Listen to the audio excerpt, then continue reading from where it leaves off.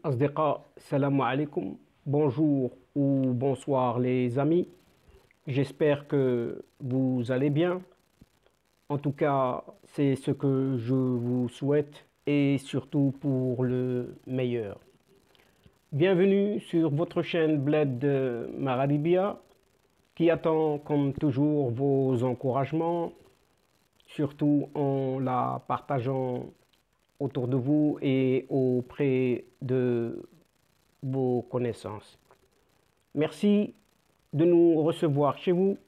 Merci aussi de nous recevoir parmi vous et de participer tout au long de ces séquences vidéo de votre chaîne. Et cette 84e vidéo vient vers vous pour vous proposer votre ce qui fait débat habituel, c'est-à-dire ce qui fait discussion désormais à chaque fois entre nous.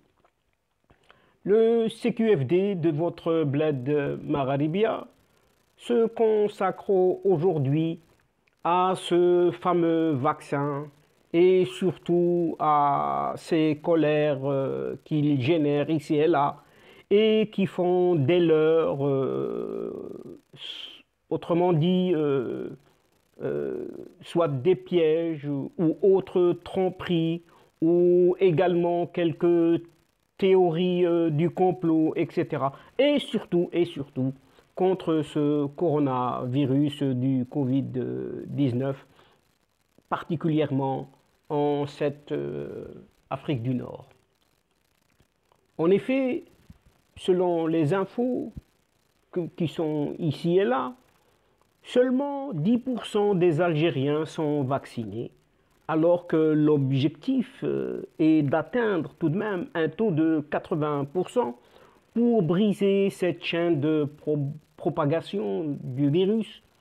Et la campagne de vaccination en cette Algérie n'a atteint jusqu'à présent que 10% seulement, a estimé le directeur général de l'Institut Pasteur d'Algérie, l'IPA.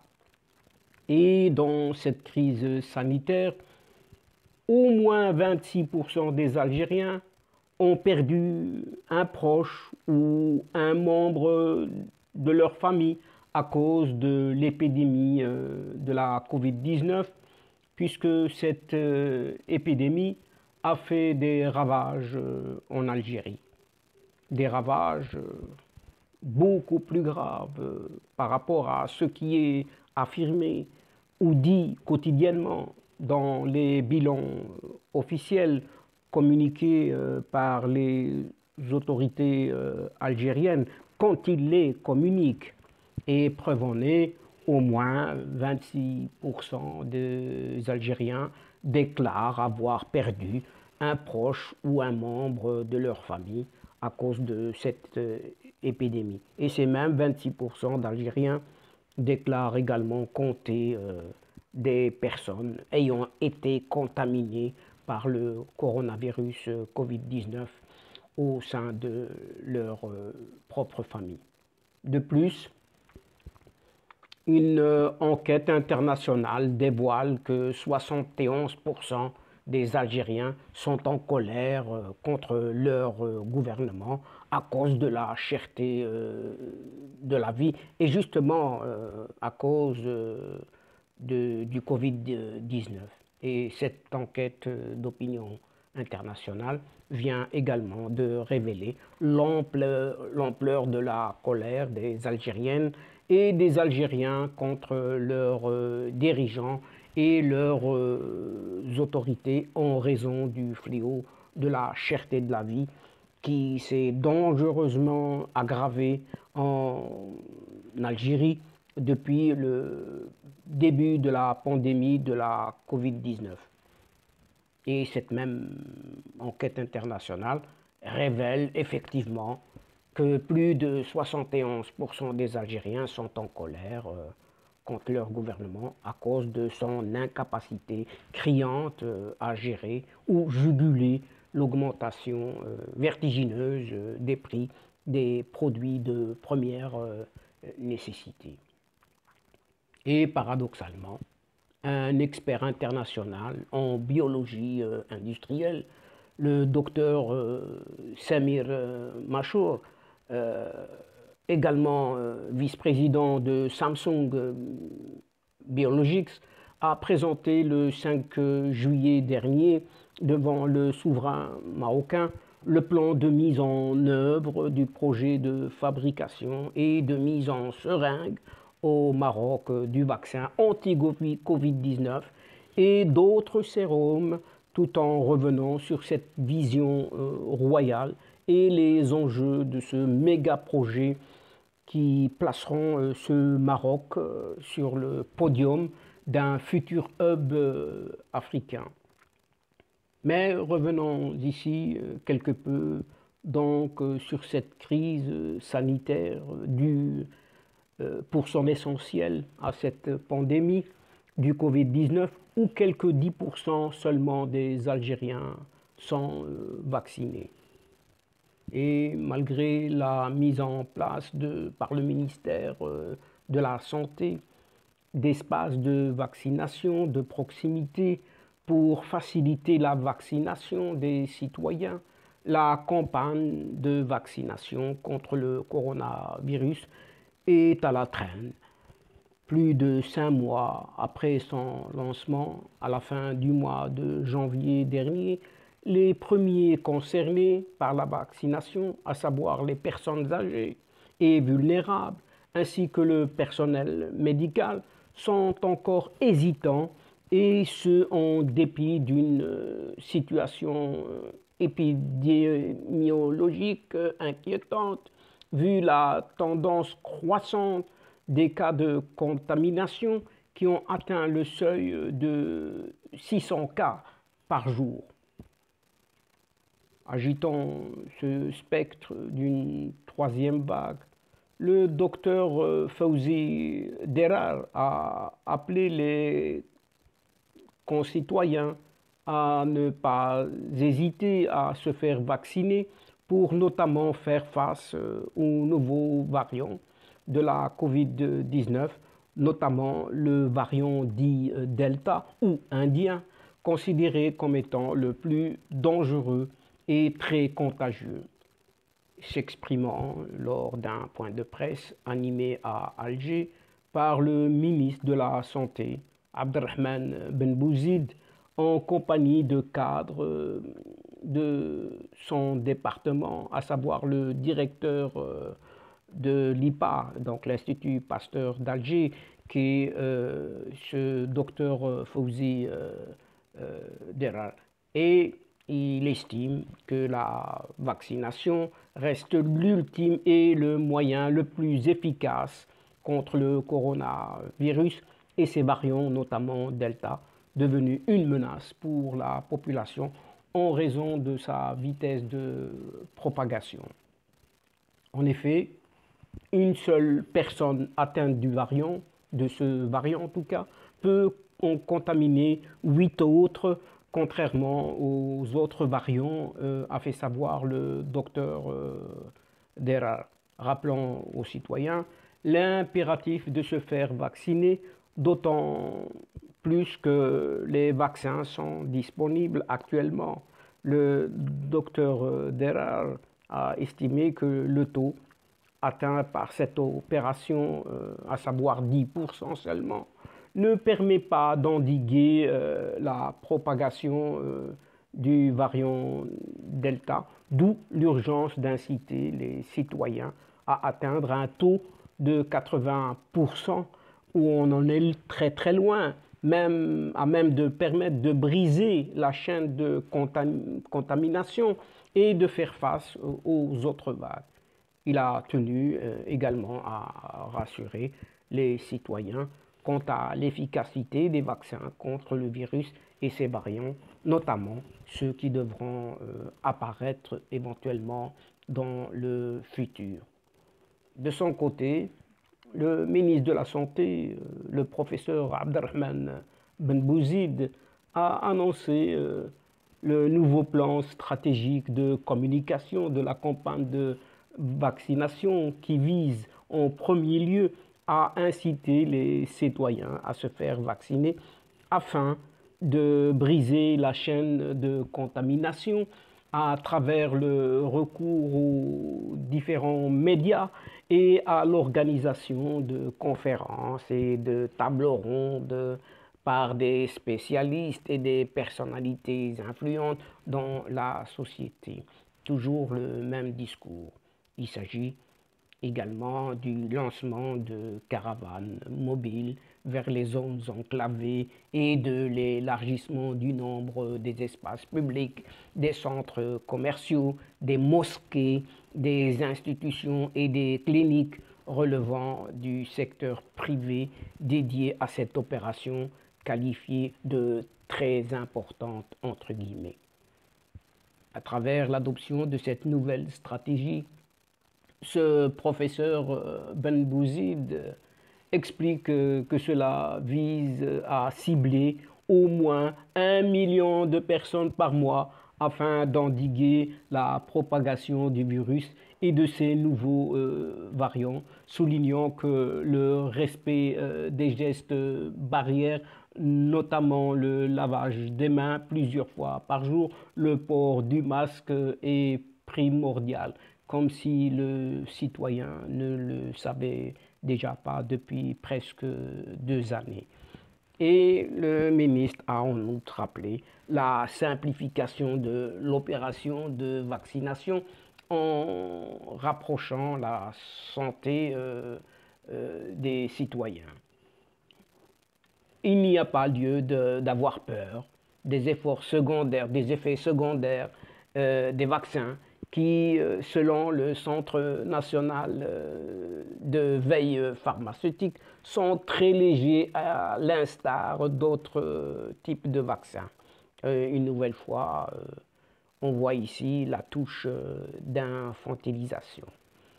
La directrice générale de la pharmacie et des équipements médicaux, quant à elle, la professeure Wahiba Hadjouj, a tenu à rassurer quant à l'efficacité des différents types de vaccins acquis par l'Algérie, ainsi que ceux qu'elle va acquérir à l'avenir, à savoir Pfizer, Johnson Johnson et Moderna, qui selon elle sont homologués par l'Organisation mondiale de la santé, l'OMS. Elle a fait état de la réception d'un nombre important de ces vaccins durant le mois de juillet en cours et d'août prochain. Pour sa part, le directeur général des structures sanitaires au ministère de la Santé, de la Population et de la Réforme hospitalière a mis en avant la mobilisation du ministère pour la mise à disposition d'un grand nombre de lits d'hospitalisation et de réanimation, notamment dans la wilaya d'Alger, soumise actuellement à une forte pression. Il a également souligné le pic des cas de contagion durant les dernières semaines dans 10 wilayas, ainsi que la disposition du ministère à faire face à cette situation sur le territoire national en adressant des instructions aux directeurs de la santé et aux gestionnaires des hôpitaux à l'effet de tirer profit des 2 expériences précédentes, celles de février et de juillet 2021.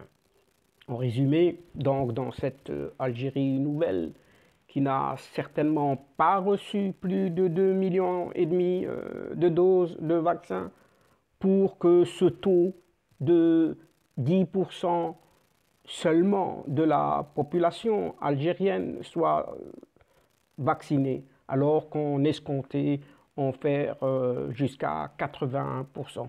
On est loin du compte donc, ce qui veut dire purement et simplement que tout le monde dans cette Algérie-là, en ce pays, du mensonge, ne fonctionnant que sur du faux et son usage. Et bien évidemment, ce n'est pas nouveau, vous en convenez. Et le manque de décision adéquate, suivi d'une absence d'anticipation politique en vue de résoudre cette crise sanitaire, au moins 26% des Algériens ont perdu un proche ou un membre de leur famille à cause de cette épidémie de la Covid-19. C'est ce que vient de révéler une enquête d'opinion internationale qui a été réalisée par Arab Barometer, un organisme indépendant partenaire de l'université de Princeton aux États-Unis, qui a interrogé plus de 25 000 habitants dans 7 pays: le Maroc, l'Algérie, la Tunisie, la Libye, le Liban, la Jordanie et l'Irak. Et cette enquête a été menée de mars à avril 2021. Et cet organisme mène des enquêtes d'opinion publique au Moyen-Orient et en Afrique du Nord depuis 2006. Et il est réputé pour être un réseau de recherche non partisan qui donne un aperçu des attitudes et des valeurs sociales, politiques et économiques des citoyens ordinaires à travers le monde arabe.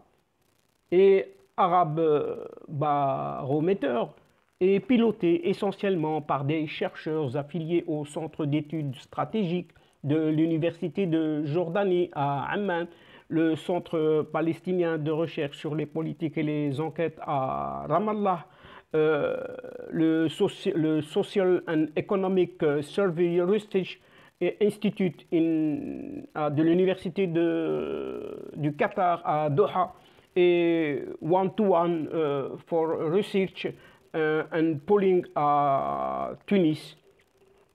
De plus, des chercheurs principaux du projet, Amani Jamal de l'université de Princeton et Mark Tesler de l'université du Michigan, sont membres du comité directeur. Les opérations quotidiennes sont gérées par le directeur de projet, Michael Robbins, et une équipe de spécialistes basés aux États-Unis. Et selon les extraits dévoilés de cette enquête d'opinion annuelle menée en mars donc et avril dernier, 26% des Algériens déclarent effectivement déplorer la mort d'un proche, d'un parent à cause de l'épidémie, ainsi que la contamination par le virus ravageur d'un membre de leur famille. Au mois de mai 2020, il y a presque 2 ans ou 1 an, cette proportion des Algériens ayant souffert directement des conséquences sanitaires désastreuses de la pandémie de la Covid-19 était d'à peine 22%, indique la même source. Dans le monde arabe, les Algériens se situent tout de même sur la 3e place du podium des peuples ayant enduré les plus graves conséquences de la pandémie. En effet, qui fait mieux que l'Algérie? Seul le Liban, avec 55% des personnes ayant perdu un proche ou subi la contamination d'un membre de leur famille par la Covid-19. Et la Tunisie vient en avant-dernière position, donc 30% de la population endeuillée ou frappée par les symptômes de la Covid-19. Donc ce sont ces 2 pays qui font pire que l'Algérie. Soulignons également que la Libye enregistre la même proportion des habitants touchés de plein fouet par l'épidémie, à savoir 26% des Libyens déplorent la mort d'un parent ou la contamination d'un proche. Donc la Libye se place ex aequo avec cette Algérie. C'est dire enfin que l'épidémie n'est un événement banal en Algérie, comme veulent le faire croire certains dirigeants algériens et des médias nationaux inconscients face à la menace sanitaire. Les Algériens ont ressenti dans leur chair l'impact de cette pandémie mondiale qui continue de représenter un danger dans des millions, pour de personnes fragiles à travers la planète. Alors que cette même enquête internationale dévoile que 71% tout de même des Algériens sont en colère contre leur gouvernement à cause de la cherté de la vie. Et toujours selon les extraits dévoilés par cette enquête d'opinion annuelle menée donc entre mars et avril dernier, seulement 29% des Algériens déclarent que leur gouvernement fait du bon travail pour maintenir les prix bas. Alors, cela signifie que 71% des Algériens dénoncent un échec patent de leur gouvernement en matière de lutte contre l'inflation et la cherté de la vie.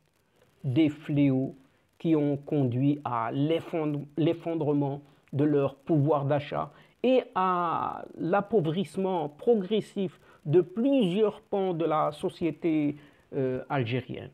Les résultats de cette enquête d'opinion menée par Arab Barometer ont été publiés le 24 juin dernier.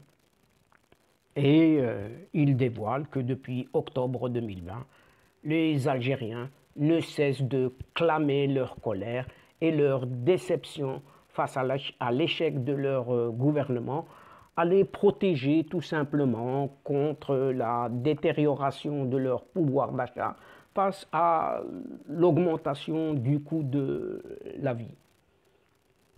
Et d'un autre côté, selon les dires du docteur Samir Machour, ouvrons les guillemets, la vision royale que nous mettons en œuvre positionnera le Maroc dans les 5 années à venir parmi les grands de l'industrie pharmaceutique. Fermons ici ces guillemets. Et à ce sujet, le roi Mohamed VI a présidé le 5 juillet dernier la cérémonie de lancement et de signature de conventions relatives au projet de fabrication et de mise en seringue au Maroc du vaccin anti-Covid-19 et d'autres sérums.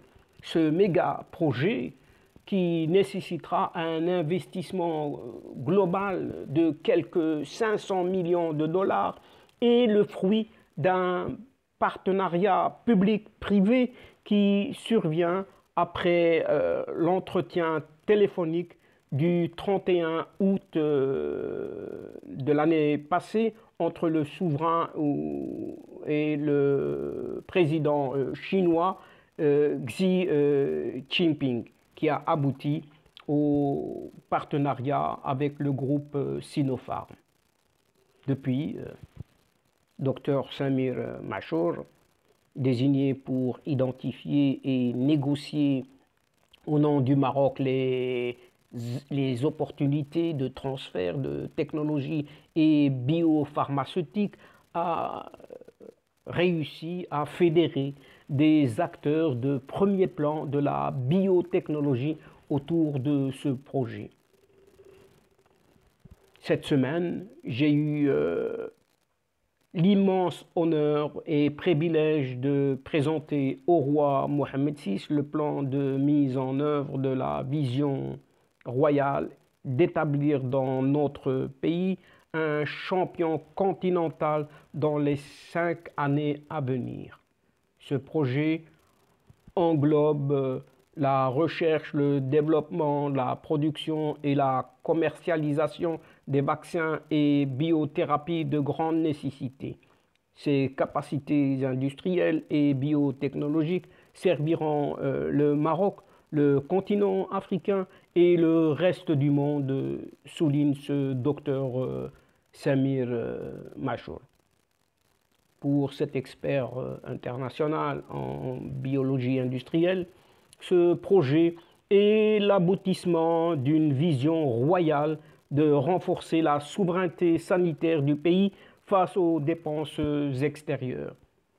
Et la vision royale aspire à assurer une autonomie sanitaire à notre pays dans l'urgence en ce qui concerne la COVID-19, mais surtout aussi à créer les conditions pour rehausser les capacités du continent en matière de production de vaccins et de biothérapie de grande nécessité, ajoute ce docteur Samir Machor, qui, dans sa mission de facilitateur, a contribué à la naissance de synergies et de relations d'affaires entre industriels nationaux et internationaux. C'est ce que nous mettons en œuvre immédiatement, en plus d'assurer une sécurité sanitaire pour notre pays, positionnera le Maroc dans les 5 années à venir parmi les grands du monde de l'industrie pharmaceutique et avec lequel il faudra compter, dit-il. Et si avec tous ces nouveaux métiers mondiaux, la destination Maroc est parvenue en quelques années seulement à placer sur les cartes mondiales ces secteurs de l'aéronautique et de l'automobile, elle est bien partie pour faire de même pour la biotechnologie. Et cette nouvelle ère devrait s'ouvrir par l'entrée du royaume marocain dans le club restreint des gros producteurs du vaccin anti-Covid-19 et autres vaccins. Le projet de fabrication et de mise en seringue du vaccin anti-Covid-19 et autres vaccins présentés devant le souverain est une concrétisation de la volonté du roi lui-même de faire du royaume un hub continental de production et de distribution de vaccins. Avant-gardiste dans le combat mondial contre la Covid-19, le roi Mohammed VI en personne a présidé donc le 5 juillet dernier cette cérémonie de lancement et de signature de conventions relatives à ce projet de fabrication et de mise en seringue au Maroc du vaccin Covid-19 et d'autres sérums, concrétisant dans la foulée sa volonté de faire du royaume marocain un hub international, pour ne pas dire donc continental, de fabrication et de distribution de vaccins. Et ce projet a pour objet la production dans notre pays du vaccin anti-Covid ainsi que d'autres vaccins clés, de manière à promouvoir l'autosuffisance du royaume et de faire du Maroc une plateforme de biotechnologie de premier plan à l'échelle du continent africain du moins et du monde, pourquoi pas dans le domaine de l'industrie du fill and finish, indique un communiqué du cabinet royal.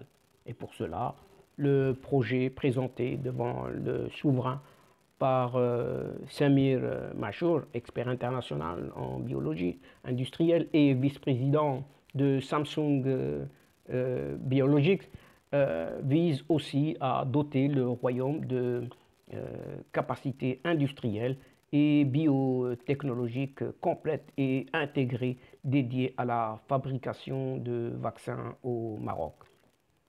En détail, le programme de mise en œuvre de la vision royale est clair: faire du royaume un champion africain dans les domaines de la recherche et développement, la production, la commercialisation de vaccins et de biothérapie à haute valeur ajoutée ou encore de produits biopharmaceutiques de grande nécessité sur le continent dans les 5 prochaines années.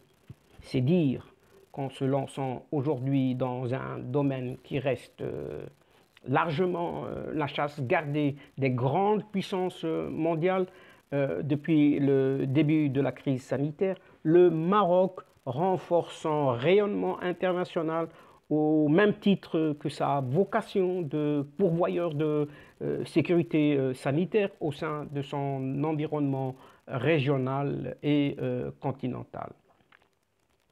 Outre cette volonté de créer les conditions pour rehausser les capacités du continent en matière de production de vaccins et de biothérapie, il s'agit d'abord de renforcer la souveraineté sanitaire du pays face aux dépendances extérieures et aux contingences politiques, souligne ce document. Donc le projet est le fruit d'un partenariat public-privé qui survient après l'entretien téléphonique du 31 août entre ce souverain et le président chinois Xi Jinping et qui a abouti au partenariat avec le groupe Sinopharm. Et depuis, Samir Machar a été désigné pour identifier et négocier au nom du Maroc des opportunités de transfert de technologies et biopharmaceutiques. Et il a pris sa mission à bras-le-corps. Et c'est dans ce contexte que sont nées des synergies et des relations d'affaires entre industriels nationaux et internationaux. Aussi, les vaccins qui seront produits au Maroc profiteront de l'expertise du groupe chinois Sinopharm, du laboratoire marocain Sotema et du groupe pharmaceutique suédois Recipharm. En chiffres, le projet vise à démarrer à court terme avec une capacité de production mensuelle de 5 millions de doses de vaccins anti-Covid-19 avant de passer à la vitesse de croisière sur le moyen terme. Pour cela, le programme établi passera par 3 phases importantes, dont la première consiste à démarrer immédiatement la production de vaccins anti-Covid-19. Et dans ce cadre, un contrat de mise à disposition des installations de remplissage du laboratoire pharmaceutique marocain Sotema pour la fabrication du vaccin anti-Covid-19, propriété de la société chinoise Sinopharm, a été signé par sa PDG, présidente directrice générale, Lamia Tazi, et par le ministre de la Santé, Khalid Ait Taleb.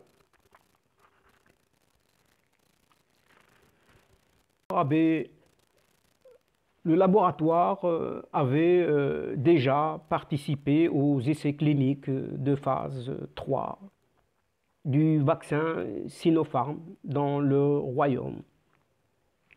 Et cette étape, qui permettra de répondre à l'impératif sanitaire, devrait se poursuivre jusqu'en 2023, soit la fin attendue de la pandémie qui devrait se traduire sur le terrain par l'atteinte de l'immunité collective nationale et continentale. Et pendant ce temps, la deuxième phase démarrera parallèlement avec le lancement du chantier de construction du nouveau site de production de vaccins et de biothérapie qui nécessitera un investissement global tout de même de 500 millions de dollars.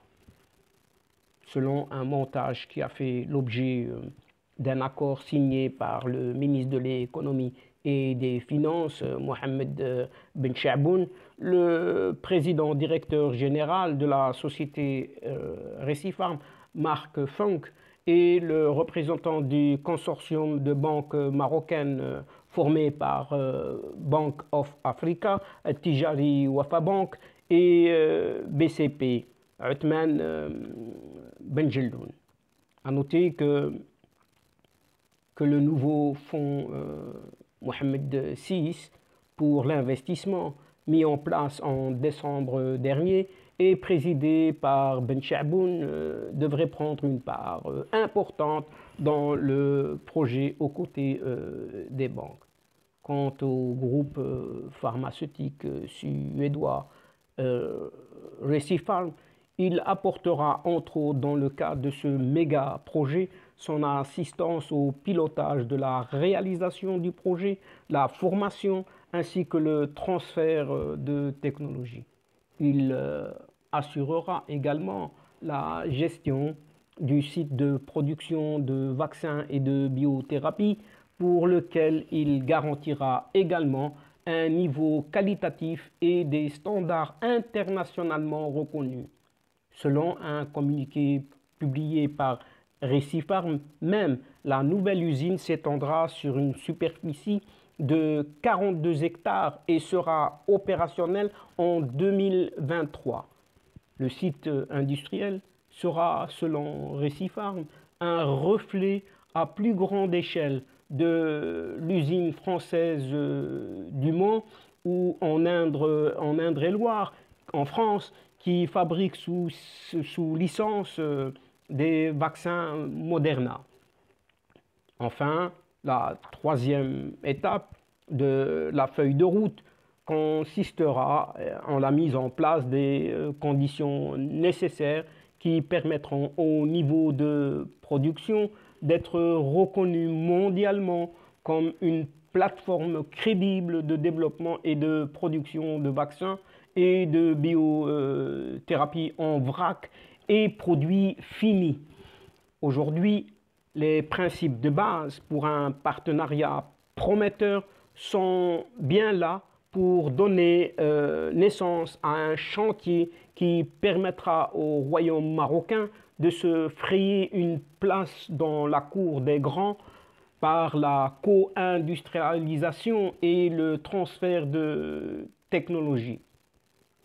Logique que la Chine et Sinopharm aient misé sur le royaume du Maroc, un allié sûr pour le renforcement des capacités de fabrication de vaccins et pour exporter vers le reste du continent, si ce n'est mondial.